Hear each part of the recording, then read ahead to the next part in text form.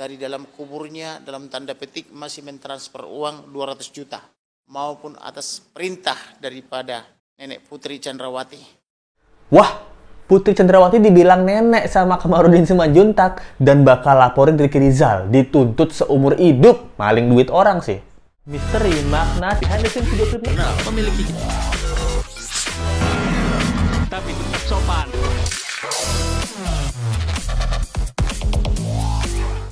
Hai, apa kabar? Kembali lagi di Let's Go. Apa kabar kalian semua? Semoga kalian baik-baik aja. Let's Go masih update perkembangan kasus Brigadir J ya. Nah, jadi kabar terbarunya adalah si RR ini, tukang colong duit orang ini, akhirnya dilaporin. Kenapa? Karena ya tukang colong duit orang.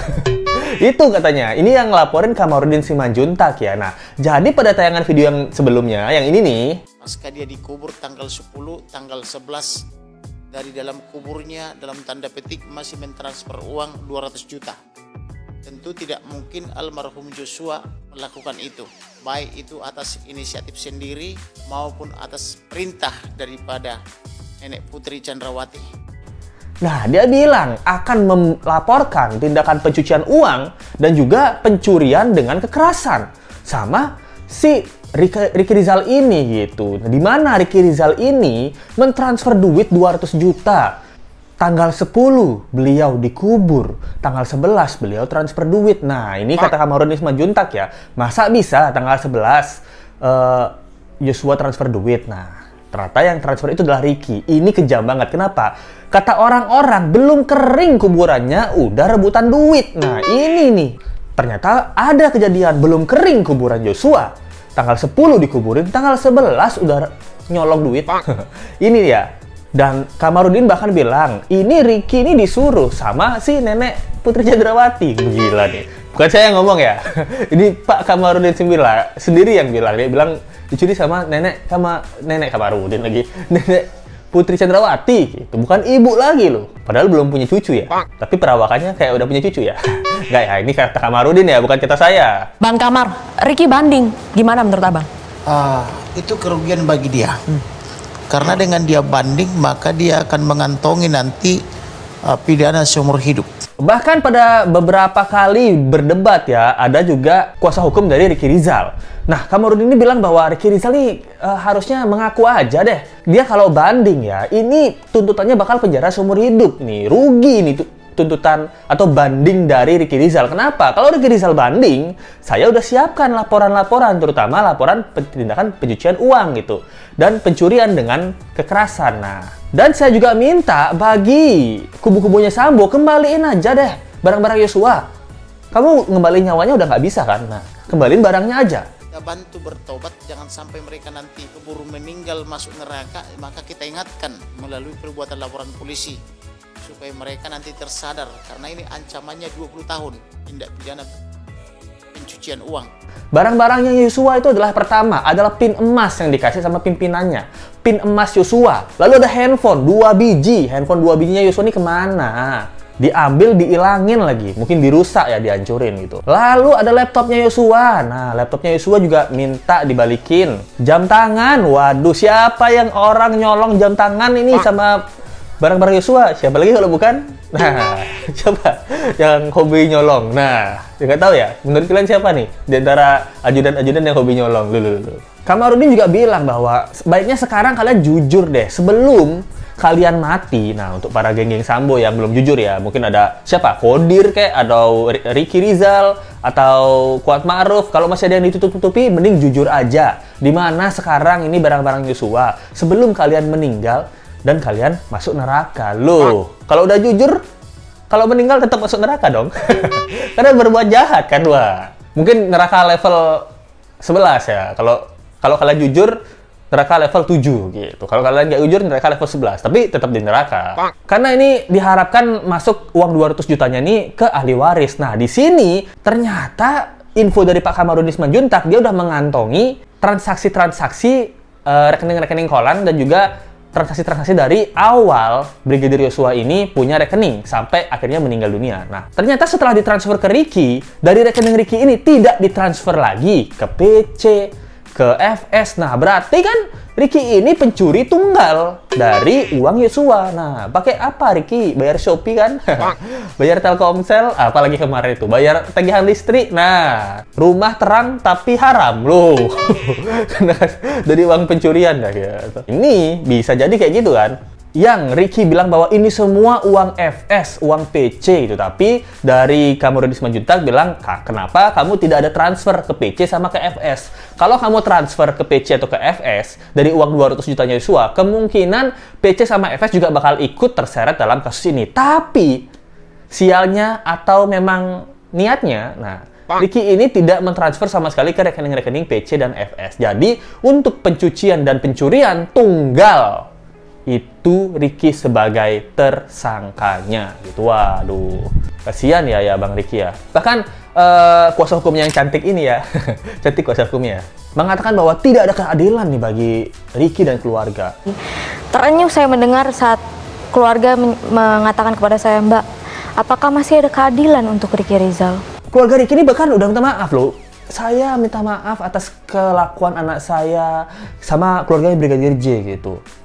Kenapa nggak ada keadilan bagi Ricky gitu? Kita tuh keluarga Ricky udah minta maaf banget dengan kejadian hal ini. Nah, maafin saya ya ibu, gara-gara anak saya atau gara-gara keluarga saya anggota Ricky Rizal ini, anak ibu menjadi korban dari pembunuhan berencana. Kita semua udah minta maaf dengan tulus gitu. Bisa nggak seperti kayak Baradae? Tapi ini dibalas ya sama keluarga Brigadir J. Saya juga minta maaf dengan tulus untuk keluarga Brigpa RR. Nggak bisa, Bu. Serius, canda ya. Nah, padahal nggak ada gitu sih kalimatnya, nggak ada saling minta maaf. Tapi menurut dari kuasa hukumnya, Brigpa RR, bahwa keluarga Brigpa RR ini udah minta maaf dengan tulus. Dan kuasa hukum juga mengatakan nggak ada keadilan bagi Ricky Rizal untuk orang yang sudah menolak membunuh Yosua. Tidak ada keadilan. Memang Ricky Rizal menolak membunuh, tapi tidak menolak disuruh mencuri. Loh, itu keadilan. Nah, saya memang menolak untuk membunuh, tapi kalau mencuri boleh lah. Gitu. Menolak membunuh tapi mencuri iya gitu. Bunuh no, curi yes gitu. Harusnya bunuh no, curi no juga gitu. Dua-duanya tolak gitu. Suruh membunuh tidak mau, mencuri tidak mau gitu. Berkata jujur juga tidak mau. Ricky no semua ya, kecuali mencuri gitu. Berkata jujur di persidangan, no! Waktu mendengar suara tembakan itu, kamu itu ketiduran atau apa? Atau gimana? Kamu tahu kalau itu suara tembakan dari sebuah pistol atau suara pistol? Tahu kamu itu? Nah, dari video yang ini juga kita mengingat kembali bagaimana reaksi-reaksi PC ya. Nah, dari reaksi-reaksi PC, sewaktu ada penembakan pistol, nah ternyata PC ini reaksinya nggak seperti reaksi orang normal. Hakim pun bertanya, kamu waktu ada suara pistol, dor, gitu, kamu apa reaksi kamu? Saya kaget ya mulia. Kaget kenapa? Kaget ternyata pada surprise ulang tahun. Nggak, dia bercanda ya. Ya, saya bercanda maksudnya. Dia bilangnya, saya kaget ya mulia itu. Kamu nggak tanya itu sama suamimu? Ada apa gitu? Kalau saya aja, kalau ada mercon, saya bakal keluar, atau petasan, saya bakal keluar bertanya, ada apa itu? Ada apa itu? Ada apa itu? Nah, kenapa kamu ada suara tembakan? Kamu nggak bertanya, ada apa itu? Karena saya udah sering mendengar suara tembakan kalau suami saya ada kasus. Iya kan, kalau ada kasus kan tembakan peringatan gitu. Kirain mungkin tembakan peringatan gitu. Mungkin ya, itu karena jadi istri polisi kan udah lama ya. Jadi dengar suara tembakan tuh nggak asing lagi. Paling di pikiran PC, oh kali ini siapa yang ditembak nih? Selain kasus KM50. Gitu ya. Nggak sih, canda ya. Kurang tahu ya apa yang di pikiran PC. Dia cuma bilang bahwa dia kaget. Kaget kenapa? Itu mungkin saya lupa, maaf. lihat darah ada? Tidak. Tidak ada. Tidak yang mulia. Lihat mayat? Tidak yang mulia. Tidak ada. Lihat Eliezer? Tidak yang mulia. Lihat Kuat Ma'ruf? Tidak yang mulia. Lihat Ricky? Kamu ada lihat Yosua nggak? Nggak ada gitu. Kamu ada lihat darah nggak waktu kejadian itu? Nggak lihat yang mulia. Kamu ada lihat ada mayat nggak? Mayat nggak lihat. Kamu lihat Eliezer nggak? Ditanyakan sama hakim. Nggak lihat. Kuat Ma'ruf kamu lihat? Nggak lihat. Terus kamu lihat apa dong? Saya cuma lihat cerita yang harus saya hafalin. Nggak ya. Jadi aneh juga sih dari video yang tadi ya. Dia bilang nggak lihat semuanya gitu. Mayat nggak lihat, darah nggak lihat, Eliezer dia nggak lihat, Kuat Ma'ruf dia nggak lihat, semuanya dia nggak lihat. Gitu. Dari pernyataan PC ini kan membuat kita bingung ya. Maksudnya bukan bingung. Dari awal sih kita udah ngerasa ada yang aneh, tapi setelah kita ulang-ulang videonya, kita lihat lagi reaksinya, bener juga kata hakim ya, kalau kita ada suara petasan atau mercon ini kita kaget, terus bakal cari tahu itu ada apa ya, kecuali kita tahu, oh itu memang biasa sering suara mercon gitu, kita tahu, kita hafal sama suaranya. Nah, kalau PC waktu di kamar nangis dia tembakan door, dia nggak kaget, dia kaget tapi dia nggak cari tahu suara apa itu Pak gitu, Bebek Susi pecahin panci lagi, nah tapi dia nggak bertanya, berarti kan dia tanda kutip udah sering mendengar tembakan dong. Dia nggak mau tahu dong. Pasti papa melakukan hal yang sama seperti sebelum-sebelumnya nih kalau mau hukum orang. Nah, ini nggak tahu ya. Tapi sepertinya ini nggak dicari tahu sama PC. Kalau Lesko setuju sama hakimnya, ada petasan aja kita kaget, mencari tahu suara apa itu. Nah, dan kalaupun dia penasaran dan dia bertanya sama si ini ya FS ya. Nah, apa pertanyaan PC ini? Ini Lesko penasaran loh. Suara apa tadi itu Pak? Itu tadi aku baru nembak Yosua. Nah, atau FS bilang, itu tadi Eliezer baru nembak Yosua. Sekarang kamu tenang aja, kasusmu udah selesai gitu. Nah, apakah dia marah apa gimana nih? Kok Papa nembak Yosua Pak gitu? Ini nggak tahu ya Lesko ceritanya ya. Misalnya harusnya nih marah besar harusnya. Kok kamu sampai segitunya sih Pak? Aku tahu Yosua itu salah Pak. Tapi kamu nggak harus ngelakuin itu kayak gini Pak gitu.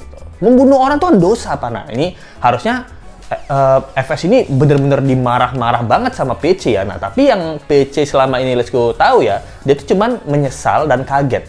Nah, ini pemikiran Lesko sekarang ya.